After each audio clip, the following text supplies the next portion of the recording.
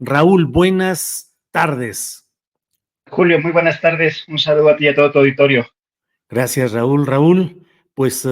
ayer la marcha de Ayotzinapa, que me parece a mí que es un elemento muy importante para poder analizar el transcurso de lo que ha sido el sexenio obradorista, con sus claroscuros, con sus altibajos, pero particularmente en este tema, quisiera tener tu opinión, Raúl, de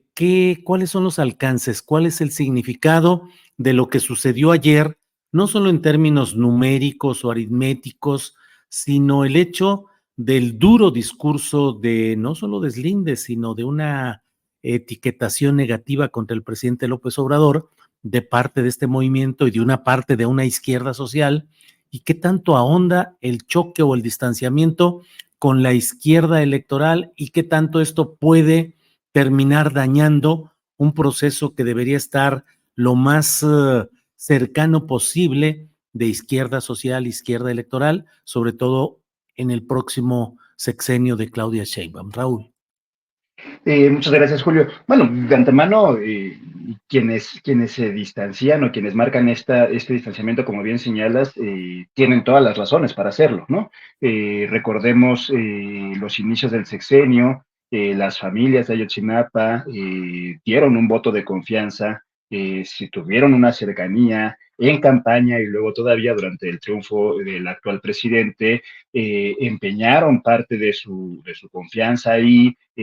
abrieron posibilidades de negociación, se tejió un rumbo positivo, ellas mismas valoran, junto con sus abogados y las organizaciones que los acompañan, de cómo el proceso comenzó a dar resultados positivos en una primera etapa y luego se llegó a un tope, a un muro, a unas murallas muy parecidas a las que se instalaron ayer en Palacio Nacional, y unas murallas que no son solamente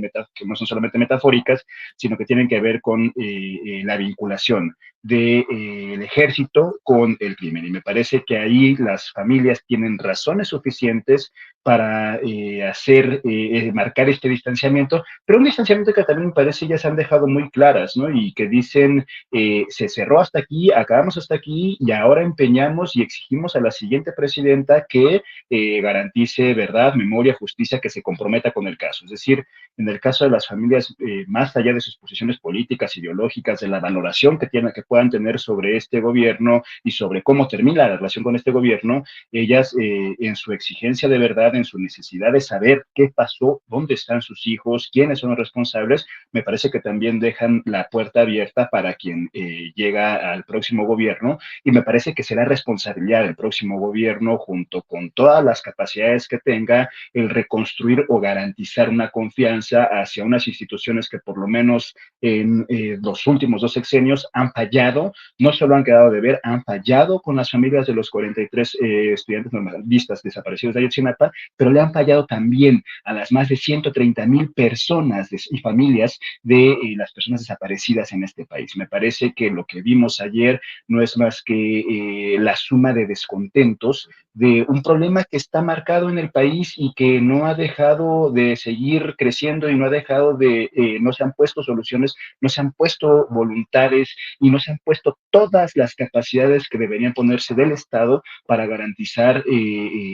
pues que las personas que se encuentran desaparecidas sepamos qué pasó, dónde están. Uno de los grandes problemas nacionales, uno de los grandes dolores del país, que se inician por lo menos desde 2006 en esta última etapa, pero que tienen también sus antecedentes durante el terrorismo de Estado que se implementó en este país con la llamada Guerra Sucia, por lo menos desde la década de los 60, siguen sin resolverse. La gran herida que significa la desaparición forzada, la gran herida que significa la desaparición de personas en el contexto de la mal llamada guerra contra el crimen organizado, sigue estando vigente, y me parece que es una de las exigencias que ayer se puso sobre la mesa. Los desaparecidos, las desaparecidas, en este caso, el caso más simbólico, que son los 43 muchachos de Ayotzinapa,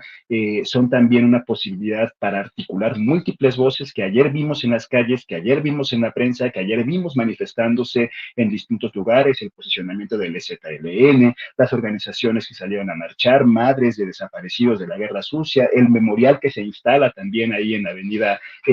Reforma, son parte de ese conjunto de un problema que sigue sin resolverse y que no por el hecho de que no se hable de él, deja de existir. La desaparición forzada en este país, la desaparición de personas sigue existiendo y no se ha empeñado y no se ha puesto toda la capacidad del Estado para resolverlo.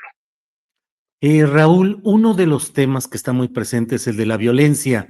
Ayer yo seguí la marcha y noté claramente el hecho de que el contingente central estaba integrado por personas con el rostro descubierto y que iban de una manera muy organizada, incluso en algunos momentos con cordeles que establecían que no se infiltrara o se involucrara nadie ajeno. Sin embargo, hubo violencia como ha habido en otras manifestaciones, con otros motivos, con otras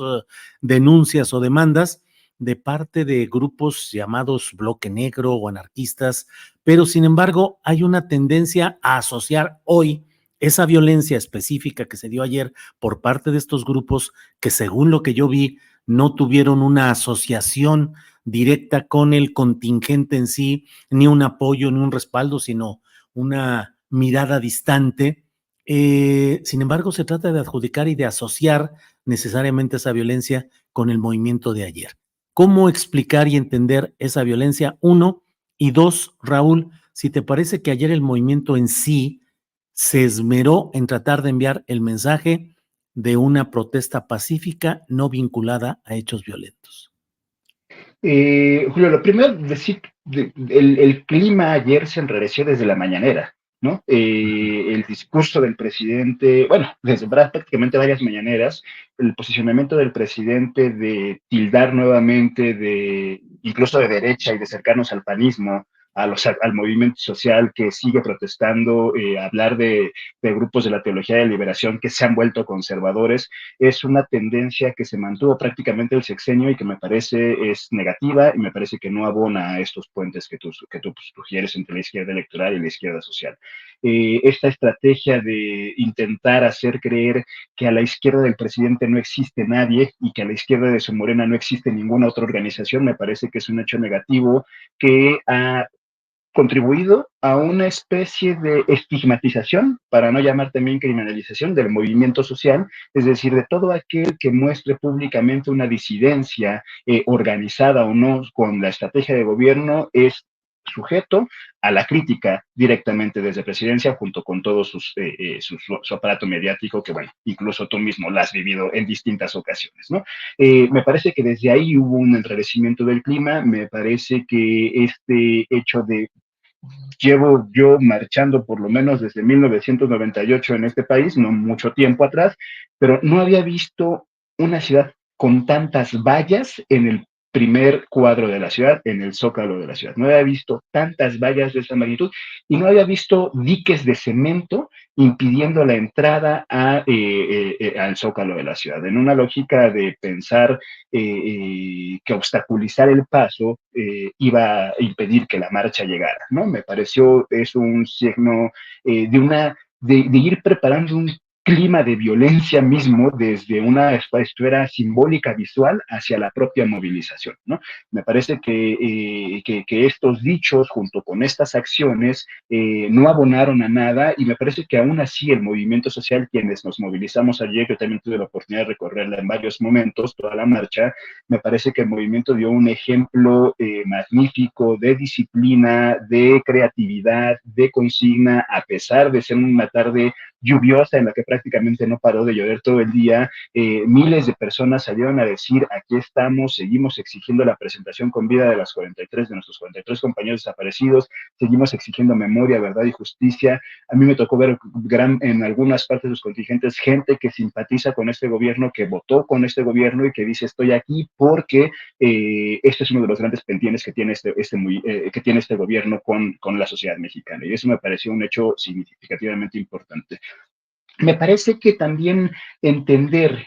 yo no estigmatizaría ni criminalizaría los que mediante la acción directa, mediante la acción anarquista, mediante la confrontación, tienen su forma de protestar, sino más bien buscaría entender de juiciar o de descalificar, buscaría entender qué es lo que moviliza ese tipo de protestas, qué es lo que lleva a ese tipo de acción. Y entre las razones uno podía ir leyendo en las pintas las distintas cosas que iban marcando, las consignas que iban marcando estos grupos. Había una pinta que me pareció así muy significativa que decía Peña asesino, Andrés Manuel traidor, ¿no?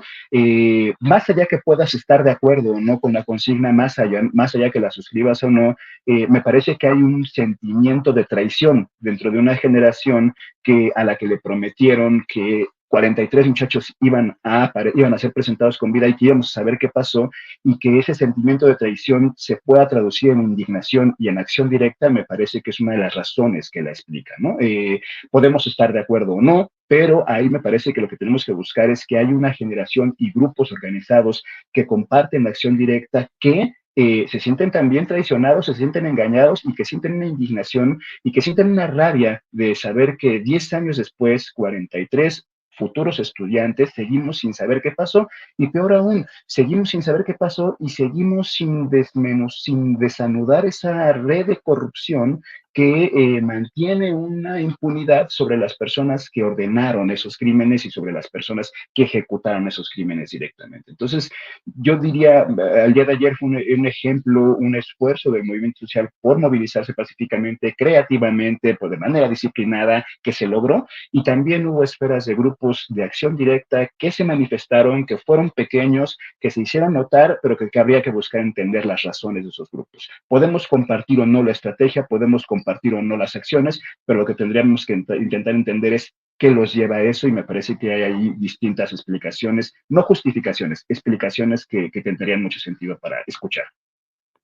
Bien, Raúl, pues te agradezco esta oportunidad de platicar un día después de esta marcha por los 10 años de lo sucedido en Iguala Guerrero con los estudiantes de la Normal de Ayotzinapa. Raúl, muchas gracias por esta ocasión y seguimos en contacto, Raúl. Muchas gracias, Julio, que estés muy bien. Un saludo a todos. Gracias, hasta luego. Bien.